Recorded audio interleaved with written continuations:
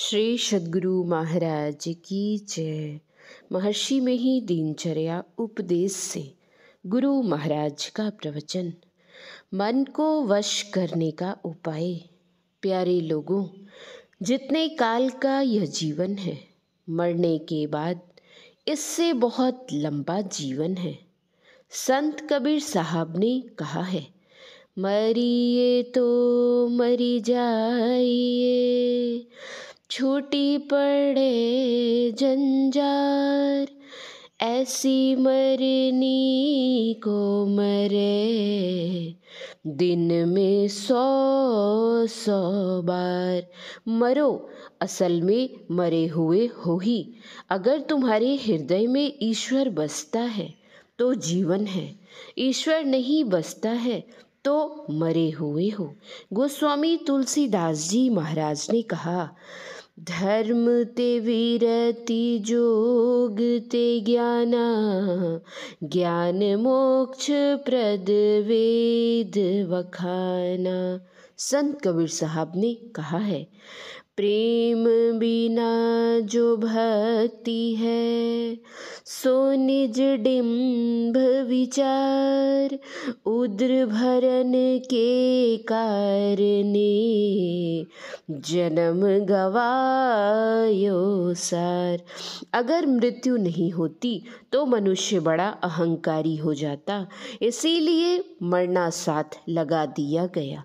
राजा, रंक, फकीर, कोई भी हो, सबको मरना है। अभी आपने सिकंदर का नाम सुना, उसी का सिकंदरी गज था। आज के गज से नापा नहीं जाता था।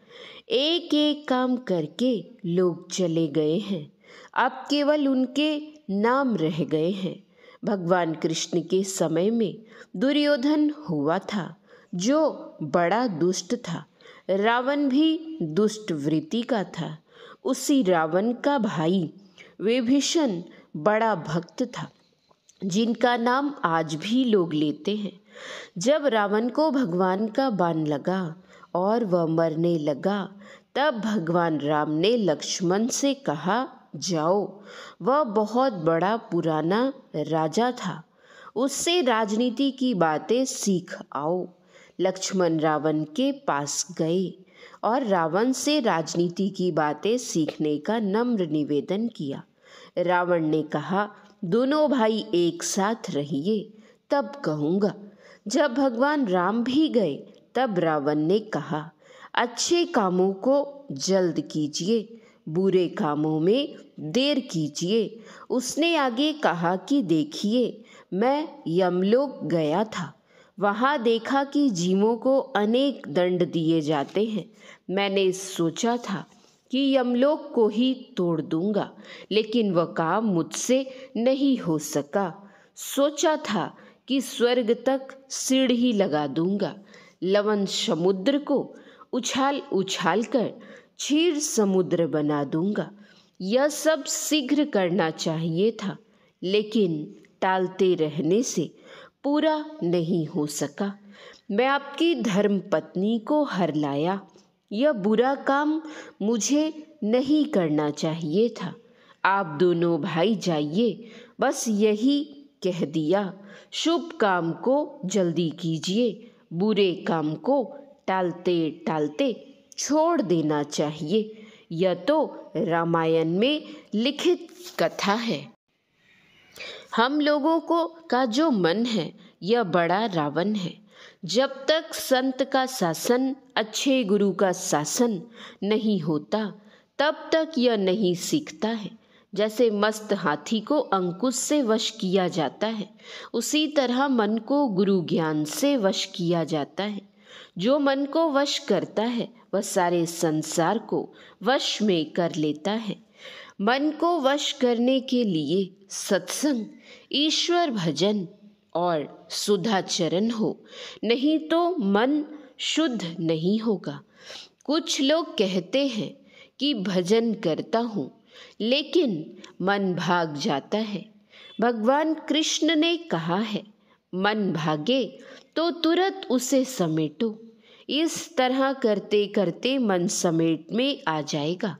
जब मन समेट में आ जाता है तब पवित्रता आ जाती है। एक सेठ था, उसके पास बहुत काम थे। उसके पास एक साधु आए। सेठ ने साधु से कहा, महाराज, मेरे पास इतने काम हैं कि वे समाप्त ही नहीं होते, इसलिए मैं दुखी हूँ। साधु ने कहा कि मैं तुम्हें एक भूत देता हूँ, इसको जो काम बताओगे तो वह झट से कर देगा।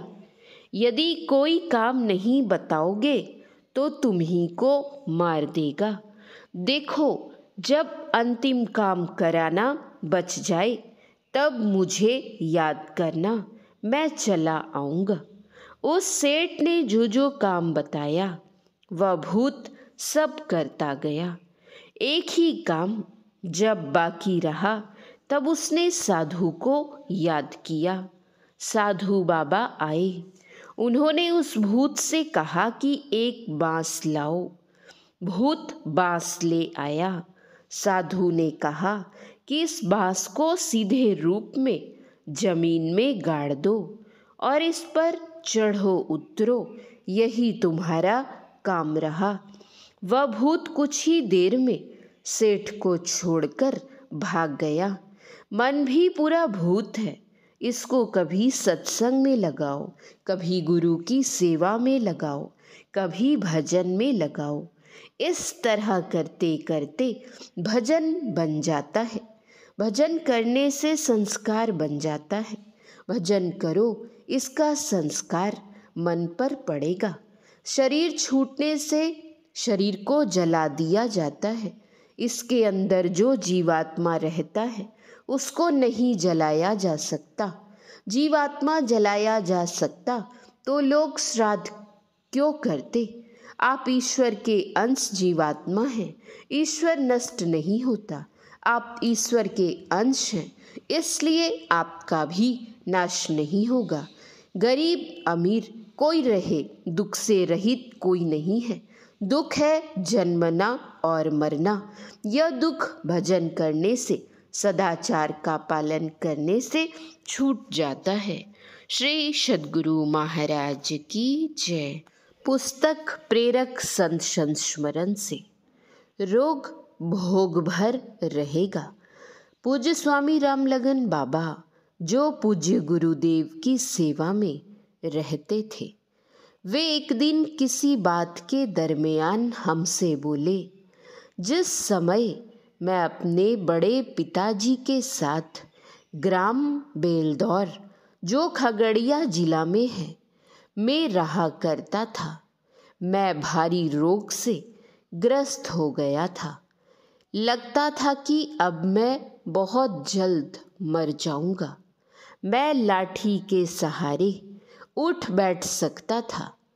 मुझे किसी सत्संगी के द्वारा मालूम हुआ कि पूज्य गुरुदेव मधेपुरा जिले के आलमनगर में आए हुए हैं।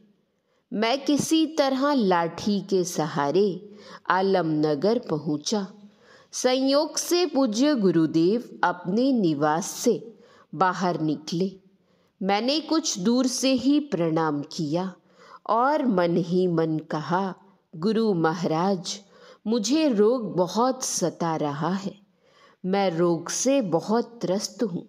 मेरे मन की बातों को जानकर पूज्य गुरुदेव बोले, भोग भर रोग है, जाओ। मैं दूर से ही प्रणाम कर चल दिया। उनके आशीर्वाद से मैं 2-4 दिनों के बाद ही स्वस्थ हो गया। श्री सद्गुरु महाराज की जय। श्री सद्गुरु महाराज की जय। श्री सद्गुरु महाराज की जय।